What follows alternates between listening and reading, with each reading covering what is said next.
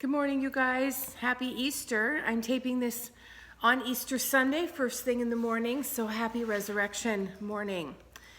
Paul says several times in the passage we have in Acts this week that he is on trial for the hope of the resurrection. So the doctrine that we're talking about today is resurrection. Samuel Greenleaf was a lawyer and later a professor in the School of Law at Harvard University. He wrote a treatise on the rules of evidence.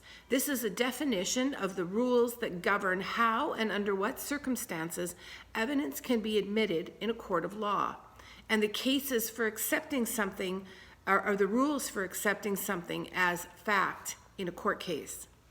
Some accounts say that Greenleaf was at one point an atheist who had become a believer after being challenged by a student to examine the evidence of the resurrection. Other accounts say that he was a believer all along. But at any rate, he also wrote a book on apologetics, a work on the evidence of the validity of the gospel accounts, especially that of the resurrection of Jesus. And he based his evidence for that book on the same rules of evidence he had applied to his legal career. The resurrection, as we saw a few weeks ago when we finished out 1 Corinthians, is critical and central to the Christian faith. It is the center point of all of Paul's teaching and witness. It is the subject of contention on all of his trials. It forms both the foundation of our faith and the hope we have for the future. The doctrine of resurrection begins with the resurrection of Jesus. He is the first fruits of those who will be resurrected in the future. When we have a confidence in the resurrection of Jesus, we have hope for ourselves and for the future that God has promised us. When we do not believe in the resurrection, death becomes a very fearful thing, and we have no hope beyond this life. For those who do not believe in the resurrection, there is no possibility of faith in Jesus at all. For the teaching that he has come back to life by his own power, never to die again, is the core of salvation and Christianity. If you can't believe that about him, you can't really believe in him at all. But for those who examine the evidence, there's plenty of it to assure us that Jesus did in fact rise from the dead. I wonder if you would be able to present that to someone if they questioned you.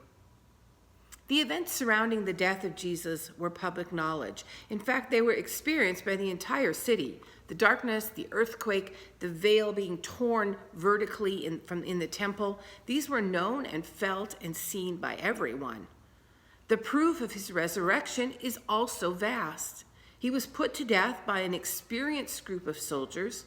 A sword pierced into his side and his blood flowed out, and he was buried in a tomb with no medical treatment and with a heavy stone over the door. And yet just a few days later, he's walking and talking and eating with his disciples. He was seen repeatedly over 40 days by various groups of people. At one point, 500 saw him at once. There were multiple people who spoke to him and touched him and were up close and personal over time. When the accounts of his death and resurrection were recorded in the Gospels, there were still many people alive and around to be interviewed who could testify about what happened. Many of the people, almost all of the core group of people who saw him resurrected, died martyrs' death because of their unswerving commitment to this truth. If they knew it to be a lie, they wouldn't have chosen to die for it. There were many who believe and teach that the story of Jesus' resurrection did not arise until hundreds of years after his death, and that those stories were created in order to use Christianity to control people. That, in short, the tale of the resurrection was not fact, but fable. Yet Josephus, the Jewish historian, who was born just 4 years after the death of Jesus and died in 100 AD, wrote of the life and death of Jesus and of the fact that he had been rumored to have risen from the dead. This places the rumors of his resurrection to the actual time period of the eyewitnesses and the actual events.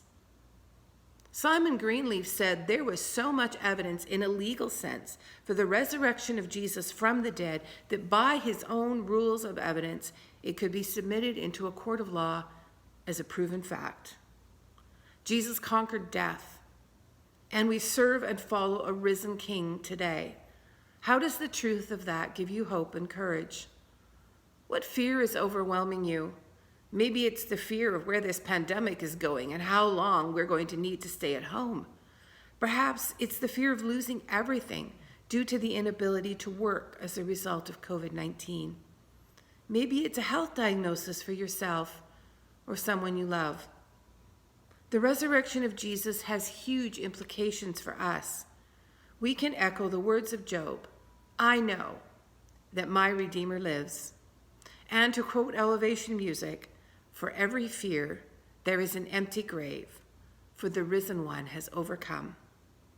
Go live today in the hope and certainty that Jesus is risen from the grave. Happy Resurrection Day.